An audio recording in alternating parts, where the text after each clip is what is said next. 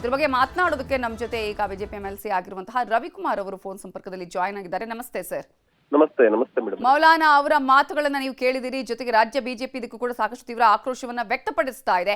ಇಲ್ಲಿನ ನೆಲದಲ್ಲಿ ನಿಂತು ಈ ರೀತಿಯಾದಂತಹ ವಿವಾದಾತ್ಮಕ ಹೇಳಿಕೆ ಜೊತೆಗೆ ಕೇಂದ್ರದ ವಿರುದ್ಧ ಆಕ್ರೋಶವನ್ನ ವ್ಯಕ್ತಪಡಿಸಿರುವ ವಿಚಾರಕ್ಕೆ ಫಸ್ಟ್ ರಿಯಾಕ್ಷನ್ ಏನು?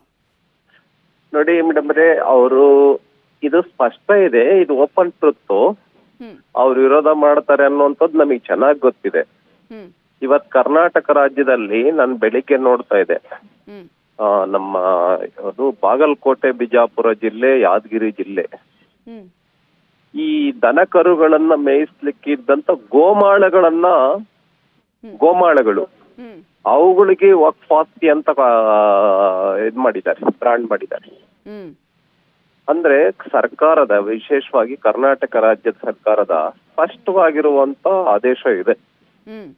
ಅದು ಬಹಿರಂಗ ಆದೇಶ ಅಂತ ಹೇಳ್ತೀವೋ ಅಥವಾ ಆಂತರಿಕ ಆದೇಶ ಅಂತ ಹೇಳ್ತೀವೋ, ಇಷ್ಟೊಂದು ರಾಜಾರೋಷವಾಗಿ ಕಬಳಿಸ್ತಾ ಇದ್ದಾರೆ ಜಾಗಗಳನ್ನ ಅಂತಂದ್ರೆ ಅವರಿಗೆ ಬಹಳ ಫ್ರೀಡಮ್ ಆಗ್ಬಿಟ್ಟಿದೆ ಜಾಗಗಳನ್ನು ತೆಗೆದುಕೊಳ್ಳೋದ್ರಲ್ಲಿ. ಈಗ ನೀವಿದ್ದಂತಹ ಸಂದರ್ಭದಲ್ಲೇ ಬೊಮ್ಮಾಯಿ ಅವರ ಅಧಿಕಾರದ ಅವಧಿಯಲ್ಲೇ ಅವರು ಸಾಕಷ್ಟು ನೋಟಿಸ್ಗಳನ್ನ ಕೊಟ್ಟಿದ್ರು. 1700ಕ್ಕಿಂತಲೂ ಹೆಚ್ಚು ನೋಟಿಸ್ಗಳನ್ನ ಆಗ ಕೊಟ್ಟಿರೋದು. ನಾವು ಕೊಟ್ಟಿರೋದು ಬರೀ 1200 ಅಂತ ಕಾಂಗ್ರೆಸ್ ಹೇಳ್ತಾರೆ. ಆಗ್ಲಿ, ಓಕೆ, ನಾನೇನ್ ಹೇಳ್ತಾ ಇದ್ದೀನಿ, ಅವ್ರು ಕೊಟ್ಟಿದ್ದಾರೆ ನಮ್ಮ ಬೊಮ್ಮಾಯಿ ಕಾಲದಲ್ಲಿ, ಯಡಿಯೂರಪ್ಪ ಅವ್ರ ಕಾಲದಲ್ಲಿ, ಅಥವಾ ಈಗ ಸಿದ್ದರಾಮಯ್ಯ ಕಾಲದಲ್ಲಿ ಅಂತ ಹೇಳ್ತಾ ಇಲ್ಲ. ಅವಾಗ ನೀವು ಬಿಜೆಪಿ ಕೊಟ್ಟಿದ್ ತಪ್ಪಾನೆ, ಇವಾಗ ನೀವು ಕೊಟ್ಟಿರೋದು ತಪ್ಪಾನೆ. ಹಂಗಾದ್ರೆ ಬಲವಾದ ಕಾನೂನು ತೆಗೆದುಕೊಂಡ್ಬರೋಣಲ್ಲ, ಆ ಎಲ್ಲ ಜಾಗಗಳು ವಾಪಸ್ ತೆಗೆದುಕೊಡಿ. ಮುಂಚೆ ಮೂಲ ಆಸ್ತಿ ಮಾಲೀಕರು ಯಾರೋ ಅವ್ರಿಗೆಲ್ಲ ಬಿಟ್ಕೊಡಿ.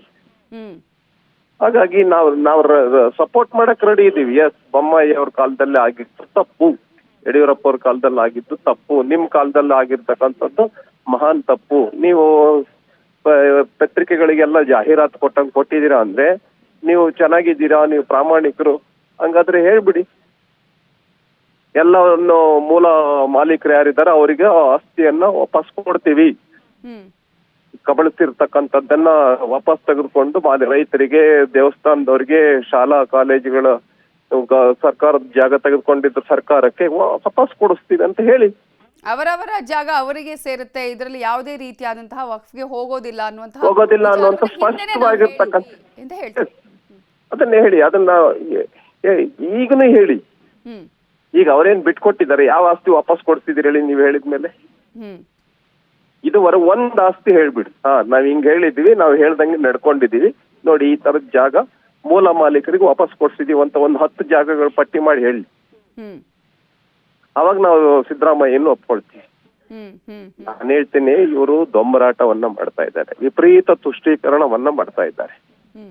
ಇವ್ರು 3 ಚುನಾವಣೆಯನ್ನು ಗೆದ್ದು, ಚನ್ನಪಟ್ಟಣ, ಸೊಂಡೂರು ಮತ್ತು ಶಿಗ್ಗಾವಿ ಗೆದ್ದುಬಿಟ್ಟು ನಾವ್ ಏನ್ ಮಾಡಿದ್ರು ನಡೆಯುತ್ತೆ ಅನ್ನುವಂತ ಒಂದು ಓವರ್ ಕಾನ್ಫಿಡೆನ್ಸ್ ನಲ್ಲಿ ಇದ್ದಾರೆ.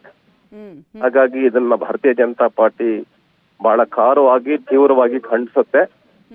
ಯಾವುದೇ ಕಾರಣಕ್ಕೂ ಈ ವಕ್ಫ್ ವಿಷಯಕ್ಕೆ ಸಂಬಂಧಪಟ್ಟಂತ ನಾವು ಬಿಡೋದಿಲ್ಲ. ಮೂಲ ಮಾಲೀಕರು ಯಾರಿದ್ದಾರೆ ಆ ಮೂಲ ಮಾಲೀಕರಿಗೆ ಈ ಆಸ್ತಿ ಸಿಗಬೇಕು. ಆ ಸಲುವಾಗಿ ನಾವು ಹೋರಾಟವನ್ನ ತೀವ್ರಗೊಳಿಸ್ತೇವೆ. ಯಾಕೆ ಹೋರಾಟ ಮಾಡ್ಲಿಲ್ಲ? ಆಗ್ಲೇ ನೋಟಿಸ್ ಕೊಡುವಂತಹ ಸಂದರ್ಭದಲ್ಲಿ ಸಾಕಷ್ಟು ನೋಟಿಸ್ ಅನ್ನ ಈಗ ಬಿಜೆಪಿ ಸಂದರ್ಭ ಕೊಟ್ರು. ಯಾಕೆ ಈ ಹೋರಾಟವನ್ನ ಮಾಡ್ಲಿಲ್ಲ? ಈಗ ಯಾಕೆ ಹೋರಾಟ ಮಾಡ್ತಾರೆ? ಬರೀ ರಾಜಕೀಯ ಇರ್ಲಿಲ್ಲ. ನೋಟಿಸ್ ಕೊಟ್ಟಿರೋದು ಗಮನಕ್ಕೆ ಬಂದಿಲ್ಲ, ನಮಗೆ ಗಮನಕ್ಕೆ ಬಂದಿದೆ. ಈ ಗಮನಕ್ಕೆ ಬಂದಿದೆಯಲ್ಲ, ಕ್ರಮ ತೆಗೆದುಕೊಳ್ಳಿ. ಏನ್ ತಪ್ಪ? ಈಗ ಉದಾಹರಣೆಗೆ ತಪ್ಪಾಗಿದ್ದನ್ನೇ ಹೇಳ್ತಾ ಹೋಗೋದ? ಸರಿಪಡಿಸಿ ಹಂಗಾರ ನೀವು. ಇನ್ನು ಮುಂದೆ ನಾವು ನ್ಯಾಯಾಲಯದಲ್ಲಿ, ಮೌಲಾನಾ ಅವರು ಹೇಳಿರುವಂಥದ್ದು, ಇನ್ನು ಮುಂದೆ ನಾವು ನ್ಯಾಯಾಲಯದಲ್ಲಿ ಭಿಕ್ಷೆ ಬೇಡಲ್ಲ, ಸಂಸತ್ತು ನಿಮ್ಮದಾದ್ರೆ ಬೀದಿಗಳು ನಮ್ಮ ಅಂದ್ರೆ ಹೋರಾಟವನ್ನ ಮಾಡ್ತೀವಿ ಅನ್ನುವಂತಹ ಅರ್ಥದಲ್ಲಿ ಹೇಳಿದಾರೆ ಅಂತ ಅನ್ಸೋದಿಲ್ವ ನಿಮ್ಗೆ? ಹೋರಾಟ, ಪ್ರತಿಭಟನೆ ಯಾರಿಗೂ ಕೂಡ ಹಕ್ಕಿದೆ ಇಲ್ಲ. ಅದನ್ನ ಇರೋದು ಯಾರು ಒಪ್ಪೋದಿಲ್ಲ. ವ್ಯಾಜ್ಯಗಳನ್ನ ಬಗೆಹರಿಸಿಕೊಳ್ಳೋದಕ್ಕೆ, ಏನೇ ಸಮಸ್ಯೆಗಳಿದ್ರು, ಗೊಂದಲಗಳಿದ್ರು ಬಗೆಹರಿಸಿಕೊಳ್ಳೋದಕ್ಕೆ ನ್ಯಾಯಾಲಯ ಇದೆ, ಕೋರ್ಟ್ ಇದೆ, ಕಚೇರಿ ಇದೆ, ಸರ್ಕಾರ ಇದೆ.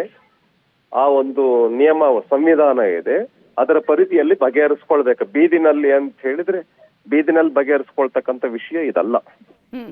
ಹಿಂದಿನ ಕಾಲದಲ್ಲಿ ಇತ್ತು, ಸಂವಿಧಾನ ಇರ್ಲಿಲ್ಲ, ಕಾನೂನು ಇರ್ಲಿಲ್ಲ, ಪೊಲೀಸ್ ಇರ್ಲಿಲ್ಲ. ಯಾರ ಶಕ್ತಿ ಇರ್ತದೋ ಅವನದು ರಾಜ್ಯ ಆಗ್ತಾ ಇತ್ತು. ಹಂಗಿಲ್ಲ ಈಗ. ನಾವೆಲ್ಲ ಕರೆ ಕೊಟ್ಬಿಡ್ತೀವಿ, ಎಲ್ಲ ಲಕ್ಷಾಂತರ ಜನ ಬಂದ್ಬಿಡ್ತಾರೆ, ಅವ್ರದ್ದಾಗ್ಬಿಡುತ್ತೆ ಜಮೀನ್, ಹಂಗೆಲ್ಲ ನಡೆಯಲ್ಲ, ಓಕೆ, ಎಸ್, ಸರಿಯಲ್ಲ ಅದು. Thank you. Yes, thank you Ravikumar ಅವರೇ, ನ್ಯೂಸ್ 18 ಜೊತೆ ಮಾತನಾಡಿದ್ದಕ್ಕಾಗಿ.